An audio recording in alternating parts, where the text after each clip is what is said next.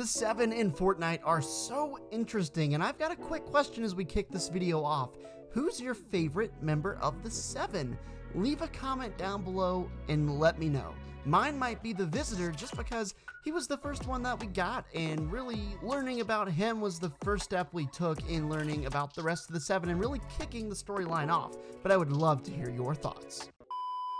I want to give a shout out to my boy EO, who left a comment and made a good point on the last video I uploaded. He said, honestly, I'm kind of cheering for the IO. I love their POIs, music, and skins, and I think having the villains win for once would be great. That's one reason I loved late Chapter 2. I genuinely didn't know who would win, the IO versus the last reality war, because both sides were evil. I agree. I remember going way back to the Chapter 1 event where we had the Caddis and the robot fighting each other. I really wanted the Caddis to win. I don't know, I just think it's really interesting when things don't turn out the way that everybody thinks they're going to. We'll see though, we'll see how this whole war plays out this season. You already know what time it is. It's time for another gift checkpoint, and we're giving away a gift again to somebody in the Discord. The first person to answer this basic math problem correctly, by the way, the answer is 83, is gonna be our winner. Make sure you join the Discord, link in the description, so you can take part in random little festivities like this. Hey guys, on the count of 3, everybody say their favorite Fortnite event. Okay, let's see who's here. Ready? 1, 2, 3, and then get it in there real quick. Let's see who says 83 first. Who's gonna get it? Who's gonna say 83? Oh, Gurgi wins. Hey, props for getting the order operations right. Somebody's mad. Gurgi says Neon Biter or Fin Flare. I don't know which. It comes down to one of these two, and I gotta be honest, this pickaxe is super sick, so we're gonna be sending it to Gurgi. Here he is with the Neon Biter. GG's, and thank you so much to everybody for checking in and joining the Discord. Hey, if you wanna win, make sure you comment down below your epic ID and like this video. So in this video, I wanted to dive a little bit more into some theories regarding members of the 7. We've been welcoming in some new subscribers, so thank you if you've already subscribed. I really appreciate it. And if you're new, of course, join the team. So check this out from Reddit. It says, lore enthusiasts, I'm gonna need an explanation here. If the 7 armor is a contained environment to prevent the effects of the loop, why did they imagine to stroll up with no helmet? And the more and more I think about this, the more I think this has a good point. This is pretty valid. We know that the armor of the 7 is airtight and it's completely protecting them from the effects of the loop. Now, yes, they can remove their helmet for a period of time, I guess, but I guess the whole point of it is that if you die, if one of these guys were to die in the loop with their helmet on, they'd be protected from the effects of the loop, memory loss, and everything that comes with it. The more and more I think about it, the IO is such a technologically advanced operation, so I mean, I don't know why it would matter. I feel like if they were to take their mask off, it would be pretty detrimental. They almost never take their masks off. So I really am wondering why in the world in this trailer, it's something I didn't even think about at the time, but why is the Imagined walking up without her helmet on? It's a little surprising. Also considering when you look directly beside her, the Visitor has his mask on as well. Then again, the Origin and the Imagined are the only 2 skins in the 7 set where the default style is without a helmet, so I wonder if there's some sort of hidden meaning. It's unlikely that it means nothing at all. It seems very off-brand after you have the previous 4 members of the 7 all by default with their helmet on. You know, they look kind of uniform in their intent and the way they physically look.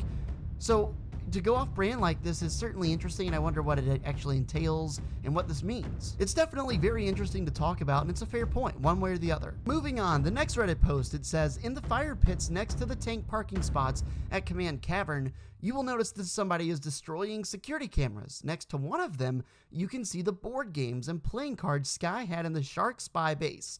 Could this be another hint to Ghost or Shadow infiltrating the IO base?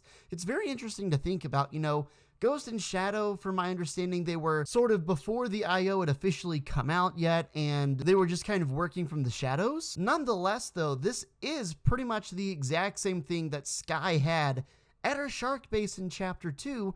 There have been a number of these references to Ghost and Shadow lately, so who knows? Are they making a return to some degree? Are they planning some sort of a comeback? If you look at the Daily Bugle right now, there is a ghost flag that is flying on the property and has been flying there for a couple days ever since the most recent update. Personally, I would love to see Ghost and Shadow come back into the fold, at least in some way, to some degree, somehow, right? Because those characters were only really around for like the early bit of chapter 2, and then they just kind of ceased to exist, right? I love it when they go out of their way to find ways to include the older characters back into the storyline, which is why I love seeing the Visitor here in this cutscene that we talked about earlier. The Visitor is one of the earliest storyline skins to ever exist, so stuff like that really makes it cool for somebody who's been following the stuff as closely as I have. Playing off that same premise of loving when old characters are reintroduced into the storyline in some degree, take a look at this Reddit post. It says, "Theory.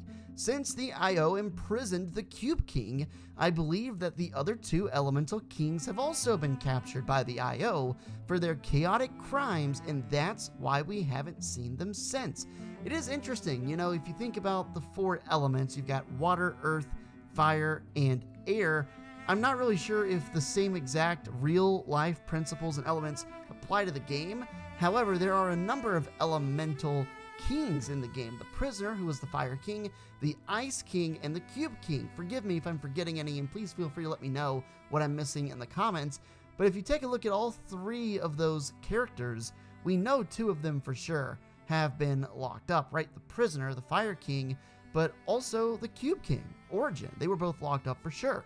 The Ice King, we never got a good look at his face and anything like that. It was pretty secretive, but after late chapter 1, we never really heard anything from the Ice King or the Fire King ever again, and it just so happened that the next time, or one of the next times, we heard about a king, a major king, was the Cube King and was Origin, and we found out that he had been imprisoned by the IO but had escaped. Could both of these characters be imprisoned by the IO, along with a number of other influential characters who could possibly help the 7 in some way? Checking out the comments on this post, it looks like a lot of people agree with one poster saying, "I hate how Epic just ended the Elemental King story after Season 8. They were good characters," in which the OP replies and says, "They will come back, I'm very certain." If what Donald Mustard says and has said for a long time, being that everything is connected, which it seems that is the case, I would imagine there's a good chance these characters could come back. And you gotta admit, like, especially with the idea of the Caddis returning soon and the IO's base kind of lining up, if you connect the dots with the Caddis remains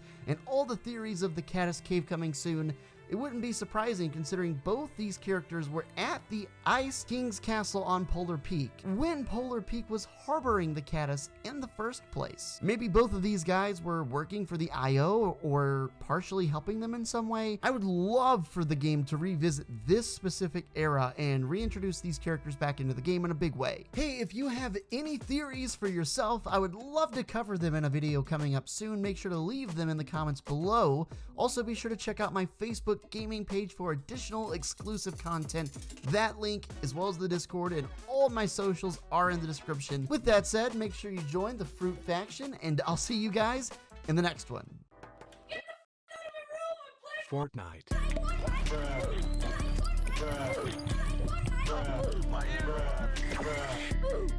Season X is here, and the world... Stop! You violated the law. Bruh.